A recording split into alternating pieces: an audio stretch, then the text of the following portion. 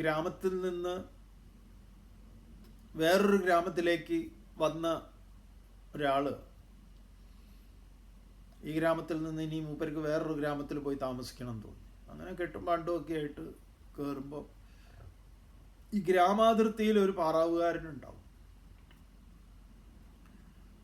വെറുതെ നിൽക്കുന്നത് അയാൾ. അപ്പം അയാളോട് ഇയാൾ ചോദിച്ചു, ഞാൻ ഈ ഗ്രാമത്തിലേക്ക്, നിങ്ങളുടെ ഗ്രാമത്തിലേക്ക് വന്നതാണ്.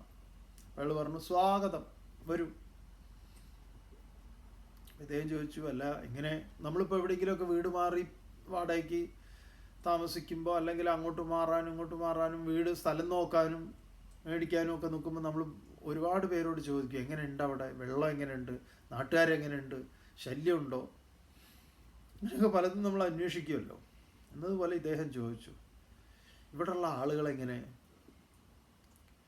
അപ്പം ഈ പാറാവുകാരൻ തിരിച്ചു ചോദിച്ചു, നിങ്ങളുടെ നാട് എങ്ങനെ എന്ന്. പറഞ്ഞു, ഞങ്ങളുടെ നാട് വളരെ സ്നേഹവും പരസ്പര ധാരണയും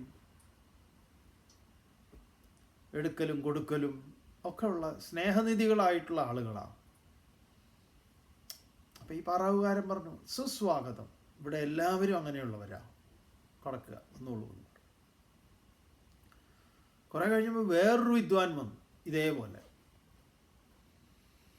അദ്ദേഹത്തിനോട് ഇതേപോലെ ചോദിച്ചു. അപ്പോൾ ആൾ പറഞ്ഞു, ഒരു രക്ഷയില്ല, ഞാൻ അവിടുന്ന് എങ്ങനെയോ രക്ഷപ്പെട്ടതാണ് അങ്ങോട്ടേക്ക്. വെറും പാരവെപ്പ് എന്ന് പറഞ്ഞാൽ പാരവെപ്പ് മാത്രമേ ഉള്ളൂ നമ്മുടെ നാട്ടുകാരുടെ ജോലി. കൊള്ളിവെപ്പ്, പാരവെപ്പ്, ഉടായ്പ്, തട്ടിപ്പ്, വെട്ടിപ്പ്, എങ്ങനെയാണെന്നറിയില്ല ഞാൻ അങ്ങോട്ട് പോകുന്നത്, അല്ല ഇവിടെ എങ്ങനെയാ. അപ്പോൾ പാറാവുകാരൻ പറഞ്ഞു, അവിടത്തേനേക്കാൾ വലിയ തട്ടിപ്പും വെട്ടിപ്പും ഉടായ്പും കൊള്ളിവെപ്പും ഒക്കെയാണ്. കാരണം എന്താ, അതുമായിട്ടാണ് നമ്മൾ വരുന്നത്. അതുകൊണ്ട് ലോകം ഇങ്ങനെയാണ്, വ്യാധി അഭിമാനഗ്രസ്തമാണ്. പക്ഷേ ഞാൻ എന്താണ്, ഈ വ്യാധിയും ആദിയും ഈ അഭിമാനവും ഒന്നും, അതൊക്കെ ആ താമര ഇതളിലെ വെള്ളത്തുള്ളി പോലെ. എങ്ങനെയാണോ താമര ഇതളിലെ വെള്ളത്തുള്ളി താമരയെ ഇതളിനെ കുതിർക്കാത്തത്, ഭഗവാൻ ഗീതയിൽ പറയും,